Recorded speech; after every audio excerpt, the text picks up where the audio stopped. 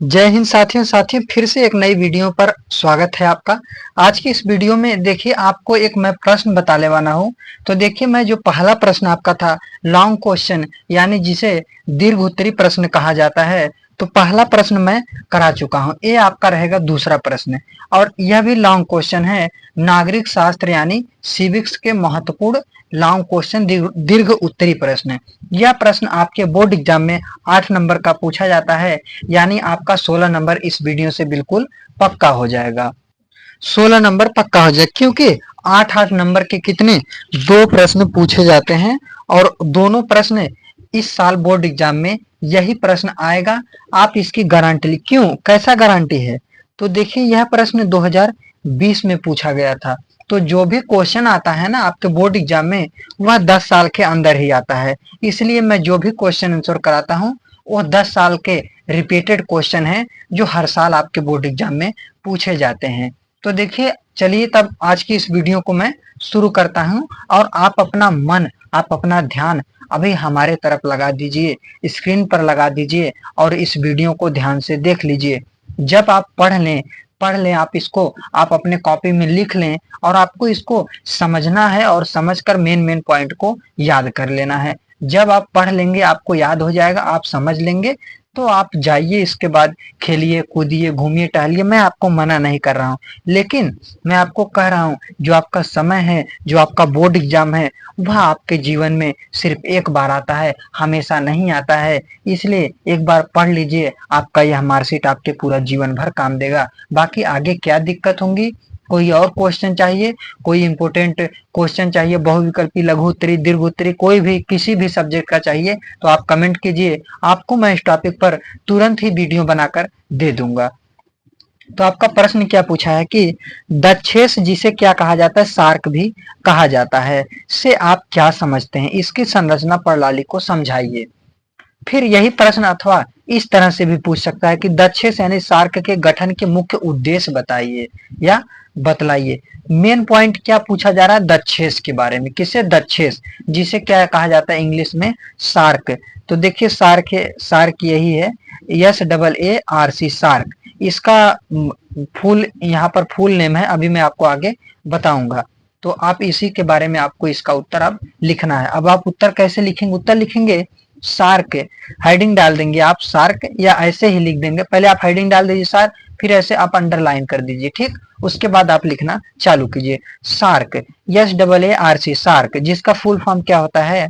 SAARC का full form है south Asian association for रीजियनल cooperation. विश्व का, जिसे हिंदी में क्या कहा जाता है, विश्व का नवीनतम अंतरराष्ट्रीय संगठन है। यह विश्व का क्या है? नवीनतम अंतरराष्ट्रीय संगठन है। हिंदी में यह हिंदी में इसे दक्षेस यानी क्या कहा जाए, दक्षिण एशिया क्षेत्रीय सहयोग संगठन कहलाता है। यह हिंदी में दक्षिण एशियाई क्षेत्रीय सहयोग संगठन कहा जाए। पूछेगा सार्क का फुल फॉर्म क्या होता है, तो south Asian association for regional cooperation, और हिंदी में इसका पूरा नाम क्या है, दक्षिण एशियाई क्षेत्रीय सहयोग संगठन का इसका नाम है हिंदी में, ठीक। अब आगे लिखना है, इस संगठन की स्थापना 8 दिसंबर 1985 को बांग्लादेश की राजधानी ढाका में 2 दिवसीय अधिवेशन में हुई थी। कब हुई थी? 2 दिवसीय, मतलब एक बार हुआ था, फिर दूसरी बार भी इसका हुआ था। मतलब 2 दिवसीय मतलब समझ लीजिए 2 दिन में, ऐसा कहने का इसका अर्थ है। 2 दिवसीय मतलब एक बार हुआ फिर दूसरी बार भी हुआ। जैसे मान लीजिए कोई बैठक होता है 1 महीना पहले फिर 1 महीना बाद, तो इसी तरह तो 2 दिवसीय में अधिवेशन में हुआ था। कब हुआ था? 8 दिसंबर 1985 को। कहा हुआ था? बांग्लादेश की राजधानी ढाका में हुआ था। यह दक्षिण एशिया के 8 देशों का एक क्षेत्रीय संगठन है। यह दक्षिण एशिया के 8 देशों का क्षेत्रीय संगठन है। इस संगठन के देश कौन कौन से, इस संगठन में कौन कौन से देश शामिल है, तो कुल 8 देश शामिल हैं। देखिए पहला है भारत, दूसरा है पाकिस्तान, कामा तीसरा है बांग्लादेश, कामा चौथा है श्रीलंका, कामा पांचवा है नेपाल, कामा छठवां है भूटान, कामा सातवां है मालदीव और 8वां है अफगानिस्तान। इसमें कुल 8 देश शामिल। सार्क ने इस क्षेत्र में आर्थिक, सामाजिक, सांस्कृतिक विकास में तेजी लाने और अखंडता का सम्मान करते हुए परस्पर सहयोग में सामूहिक आत्मनिर्भरता में वृद्धि करने का लक्ष्य निर्धारित किया है। यह सार्क जो बनाया है सदस्य, जो एक यह संगठन बना है, यह क्या कर रहा है कि हम आर्थिक सामाजिक अखंडता एक दूसरे से मिलेंगे, जुड़ेंगे और अपने देश को आगे ले जाएंगे और अपने को क्या करेंगे, अपना नाम करेंगे विश्व में। तो ऐसा कहने का इसका अर्थ है। आगे क्या लिखना है, सार्क के उद्देश्य क्या है। दक्षेस यानी सार्क के चार्टर में कुल 10 धाराएं हैं। इसमें संघ के उद्देश्य, सिद्धांतों और संस्थाओं को परिभाषित किया गया है। अनुच्छेद 1 के अनुसार दक्षेस के मुख्य उद्देश्य निम्नलिखित है। अनुच्छेद 1 के अनुसार इसके कुछ उद्देश्य हैं और दक्षेस के कुल चार्टर मतलब कुल कितने, जैसे संविधान में धाराएं उसी तरह से इसमें भी कुल कितने हैं, 10 धाराएं हैं। इस उद्देश्य के सिद्धांतों और संस्थाओं को परिभाषित किया गया। इसमें किसके, इसके उद्देश्य क्या है, सिद्धांत क्या है, संस्था क्या है, उसको क्या किया है, शामिल किया है। अब अनुच्छेद 1 के अनुसार दक्षेस के क्या उद्देश्य हैं। पहला है दक्षिण एशियाई क्षेत्र की जनता को कल्याण एवं उनके जीवन स्तर में सुधार करना। दक्षिण एशिया के क्षेत्र की जो जनता है उनका जो जीवन स्तर उसमें सुधार करना। दूसरा है क्षेत्र के आर्थिक, सामाजिक, सांस्कृतिक विकास में तेजी लाना और सभी व्यक्तियों को सम्मान के साथ जीने और अपनी पूर्ण निहित क्षमता को प्राप्त करने के अवसर देना। अब इसका जो क्षेत्रीय, आर्थिक, सामाजिक जो इसका एक और भी लक्ष्य क्या है कि में तेजी लाना, मतलब उसके विकास में, संस्कृति में, उसके बोलने चालने में, उसके पढ़ाई लिखाई में, हर तरह की क्षमता से क्या करना, मजबूत करना, यह इसका उद्देश्य है। तीसरा उद्देश्य है दक्षिण एशिया के देशों की सामूहिक आत्मनिर्भरता में। दक्षिण एशिया के सामूहिक जो आत्मनिर्भरता है, जो उनके अंदर क्षमता है, जो उनके अंदर ज्ञान है, जो जरूरतें हैं, उसको क्या करना है, वृद्धि करना है, उनको आगे बढ़ाना है। चौथा क्या है कि आपसी विश्वास व सूझबूझ द्वारा एक दूसरे की समस्याओं को मूल्यांकन करना। मतलब एक दूसरे से झगड़ा हल्ला नहीं करना है, मार झगड़ा नहीं करना है, एक दूसरे सूझबूझ कर बातों को समझ सोच कर क्या करना है, कोई भी बात हो उसका, उस समस्याओं को हल करना। अभी आगे और भी आपको लिखना है। पांचवा उद्देश्य क्या है इसका कि आर्थिक, सामाजिक, सांस्कृतिक, तकनीकी और वैज्ञानिक क्षेत्रों में सक्रिय सहयोग एवं पारस्परिक सहायता में वृद्धि करना। आर्थिक, पैसे से संबंधित, कोई सामाजिक हो, कोई संस्कृति हो, कोई वैज्ञानिक क्षेत्रों में किसी भी तरह से क्या करना, उस देश के, उस संगठन के लोगों के, व्यक्तियों को क्या करना, उनकी सहायता करना, उनकी सहायता में वृद्धि करना। छठवां है दूसरे विकासशील देशों के साथ सहयोग को मजबूत करना। जो भी दूसरे विकासशील देश हैं उनको सहयोग करना। तीसरा है, और सॉरी 7वें नंबर पर है कि सामान्य हित के मामलों पर अंतर्राष्ट्रीय एवं क्षेत्रीय संगठनों के साथ सहयोग। सामान्य हित पर कोई छोटा मोटा मामला हो तो अंतर्राष्ट्रीय एवं क्षेत्रीय संगठनों के साथ सहयोग करना, उनका सहयोग करना, उनका साथ देना। तो ये रहा सार्क के उद्देश्य। आप वीडियो को रोककर या फिर स्क्रीनशॉट लेकर इस क्वेश्चन को लिख लीजिए। यह 2025 बोर्ड एग्जाम में, आपके बोर्ड एग्जाम में, यूपी बोर्ड एग्जाम में जरूर पूछा जाएगा। अब आपको क्या ध्यान रखना, क्या लिखना, इसके सिद्धांत। प्रमुख सिद्धांत क्या, अनुच्छेद 2 के अनुसार दक्षेस के मुख्य सिद्धांत। अब अनुच्छेद, पहले उसमें अनुच्छेद 1 था, अब अनुच्छेद 2 के अनुसार पहला है संगठन के ढांचे के अंतर्गत सहयोग,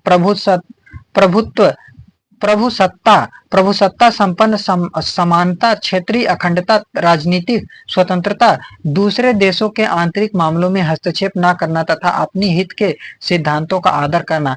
मतलब किसी की बुराई मत करो, किसी के बारे में मत ऐसा गलत बोलो, किसी देश के बारे में मत बोलो, किसी के साथ गलत मत करो, और किसी के आंतरिक मामले हो चाहे बाहरी मामला हो, किसी दूसरे देश से कोई झगड़ा हो रहा है, कोई मार हो रहा है, कोई युद्ध चल रहा है, उसमें क्या करो, उसमें भागीदारी मत लो, उसको करने दो। आप अपना अच्छी तरह से इसको देखकर अपने देश को आगे ले जाने का प्रयास करना है, अपने संगठन को आगे ले जाने का प्रयास करना है। दूसरा, यह सहयोग द्विपक्षीय या बहुपक्षीय सहयोग की अन्य किसी स्थिति का स्थान नहीं लेगा। तो जो यह इसका उद्देश्य होगा सार्क का कि यह द्विपक्षीय या बहुपक्षीय, मतलब यह किसी का सहयोग नहीं लेगा, यह किसी अन्य का सहयोग, मतलब किसी का स्थान भी नहीं लेगा, यह अपने स्थान पर रहेगा। यह अपने स्थान पर क्या है, ठीक ठाक पड़ा है और चल रहा है। यह रहा प्रमुख सिद्धांत। आगे आपको लिखना है सामान्य प्रावधान। अनुच्छेद 10 में निम्नलिखित सामान्य प्रावधान रखेंगे। सभी स्तरों पर निर्णय सर्वसम्मति के लिए जाए। सबके द्वारा जब सब सहमत हो जाएंगे तभी कोई निर्णय लिया जाता है, कोई स्तर। द्विपक्षीय विवादास्पद मामलों को विचार विमर्श से बाहर रखा जाएगा। कोई भी दो पक्षों के बीच विवाद होगा तो इससे बाहर रखा जाएगा, उसको समझा जाएगा। दक्षेस के चार्टर की भूमिका में संयुक्त राष्ट्र तथा निर्गुट आंदोलन में आस्था व्यक्त की गई है। और क्या है, दक्षेस का जो चार्टर है उसमें संयुक्त राष्ट्र संघ का जो निर्गुट आंदोलन है उसका आस्था भी इसमें क्या किया गया, व्यक्त किया गया। संस्थाएं, चार्टर के अनुसार दक्षेस की निम्नलिखित संस्थाओं की रचना की गई। अब इसकी संस्थाएं क्या है, दक्षेस की संस्थाएं।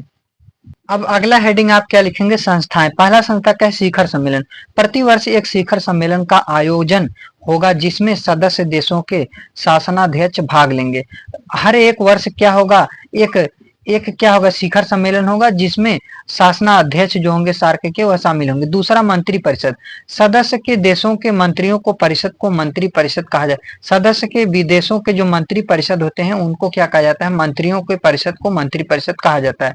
इस परिषद की बैठक 6 महीने में एक बार होनी अनिवार्य है। इस जो बैठक होती है 6 महीने में होती है। इसका कार्य परिषद के नए क्षेत्रों को निश्चित करना और सामान्य हित के अन्य विषयों पर निर्णय लेना, कई विषयों पर निर्णय लेना।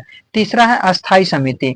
यह सदस्य देशों के विदेश सचिवों की समिति है। सदस्य देशों के विदेश सचिवों की सदस्य देशों के विदेश सचिव जो है उनकी समिति है। उसका कार्य क्या होता है, सहयोग के विभिन्न कार्यक्रमों को मॉनिटर करना तथा उनमें समन्वय पैदा करना, उनके नियमों को लागू करना, बताना, दिखाना और उनमें समन्वय सीधा साधा मतलब क्या करना है कि किसी तरह का विचार करना और अच्छी तरह से इसका पालन करना। यह है अस्थायी समिति। चौथा है सचिवालय। इसका मुख्यालय नेपाल की राजधानी काठमांडू, सचिवालय के जो मुख्यालय नेपाल की राजधानी काठमांडू में है। इसके महासचिव की नियुक्ति मंत्री परिषद द्वारा 2 वर्षों के लिए, सचिवालय की जो नियुक्ति होती है मंत्री परिषद की, मंत्री परिषद करते हैं कितने वर्षों के लिए, 2 वर्षों के लिए करते हैं, के लिए की जाती है। और सदस्य देश बारी बारी से इस पद पर किसी व्यक्ति को मनोनीत करते हैं और जो सदस्य देश होते हैं इस पद पर किसी व्यक्ति को बारी बारी से मनोनीत करते हैं। तीसरा आपका चौथा इसका संस्था है समितियां। उपयुक्त संस्थाओं के अतिरिक्त कुछ कार्यकारी और तकनीकी समितियों की भी रचना की। इनके द्वारा मतलब इन सभी के जरिए और कुछ भी और कई तरह की कार्यकारी समितियों की भी रचना की गई है। छठवां आपका क्या है, छठवां है इसका संस्था वित्तीय व्यवस्थाएं। वित्तीय व्यवस्थाएं सचिवालय के व्ययों को पूरा करने के लिए सदस्य देशों से अंशदान का निर्धारण इस प्रकार किया गया है।